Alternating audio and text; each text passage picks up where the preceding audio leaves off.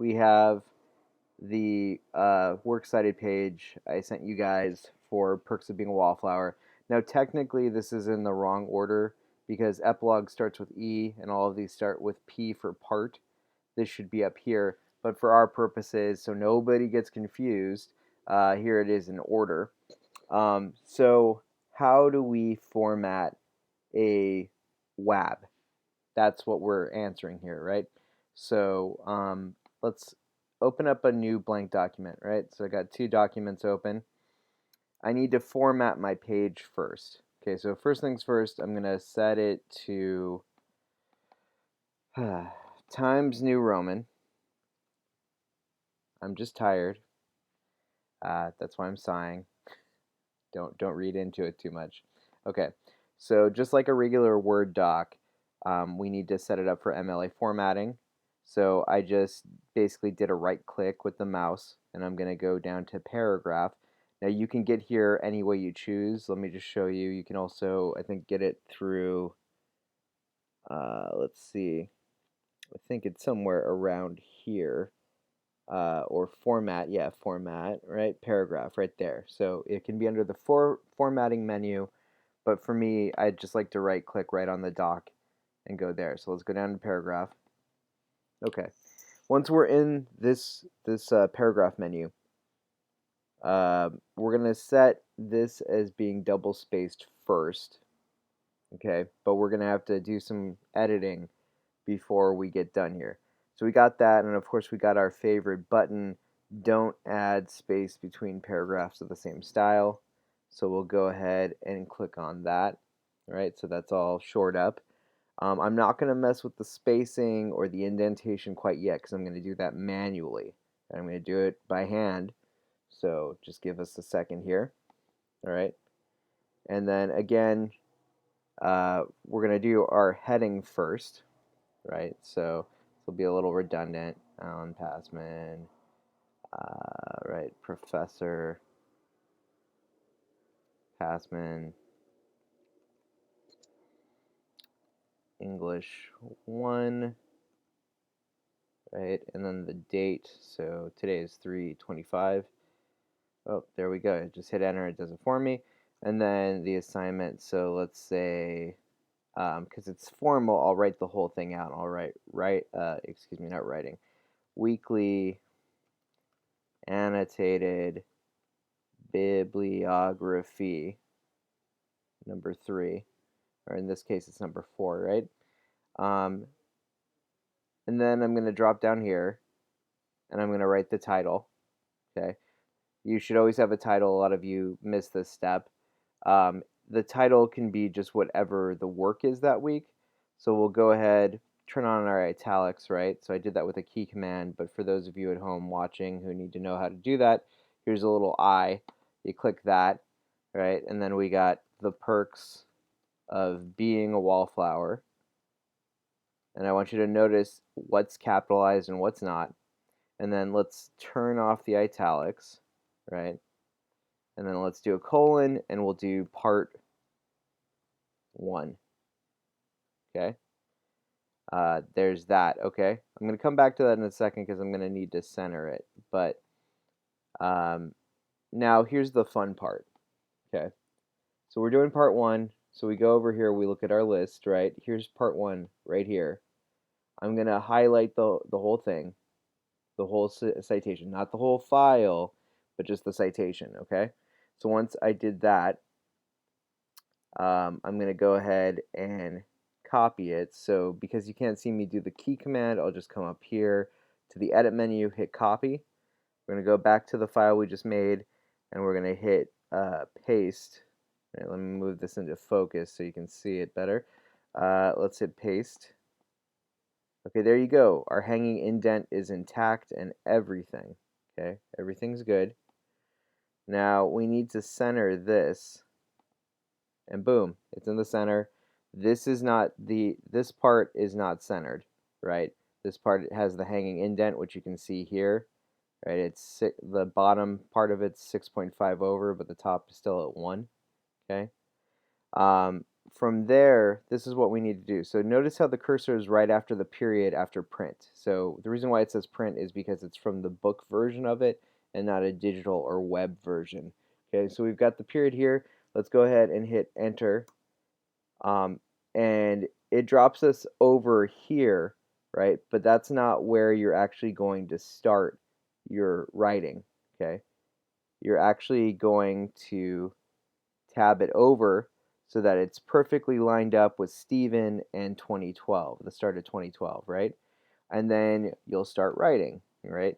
So you'll say, and also before we do that, let's just check that okay, it's Times New Roman, everything's good. Okay, same font, same size. Oh, this is still in Cambria. SOB, right? Let's fix that. Okay, Times New. Okay, there we go. I thought that looked weird. Okay. All right, now everything's the same font, everything's the same size. Let's go back down here. Got to tab it over again. All right, and then we start typing. So, you know, italicize because it's a title. The perks of being a wallflower is, space is a novel that tells a story through a series of letters from a teen age boy named Charlie. Okay. All right, so there we have our brief summary. That's all we really need to know. That's a very general description of the book.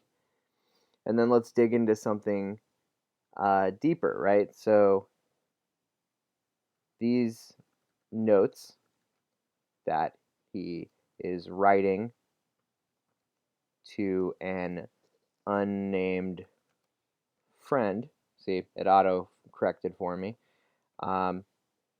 And this is I could do the MLA in-text citation for friend.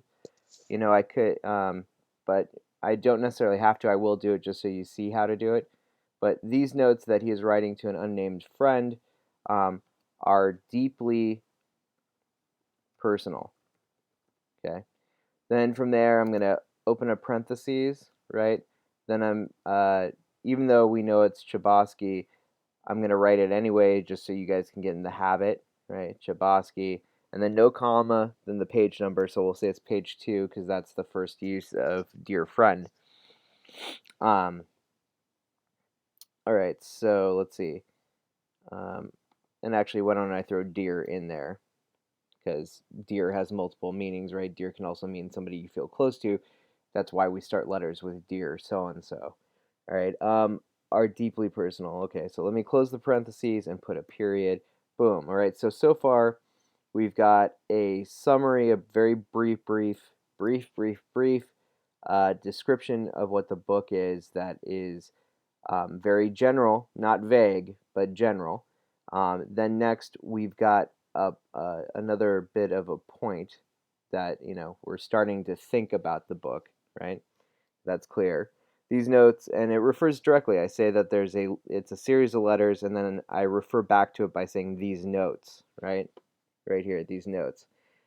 These notes that he is writing to an unnamed dear friend are deeply personal.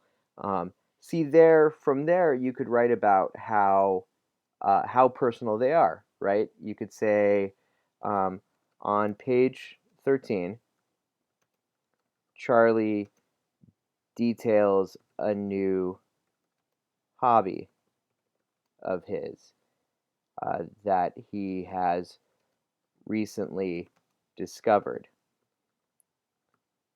When he asks the reader if they have ever heard of masturbation, right?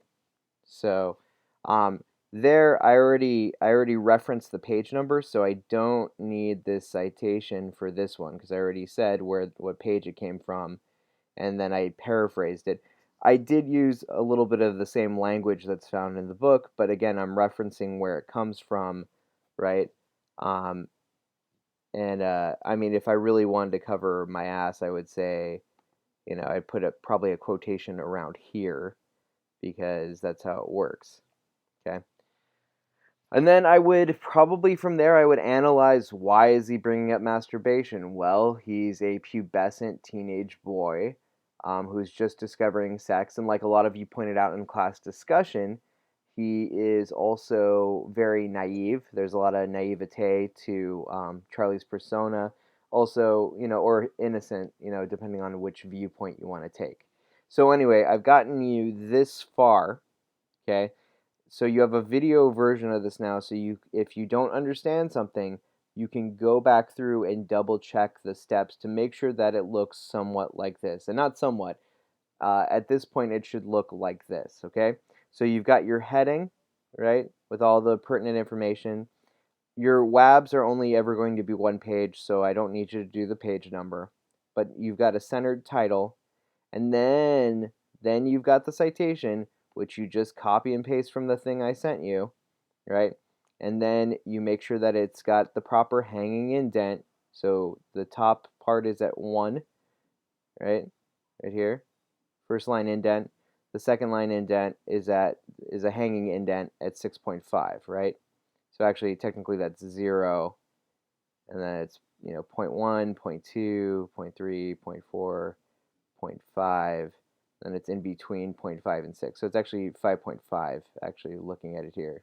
0, 5.5. I'm not sure how that works in terms of decimals. But anyway, you get the idea. That's, if you look really close right here, that's what it should look like. Okay. And then after you do that, you make sure that your paragraph is not over here.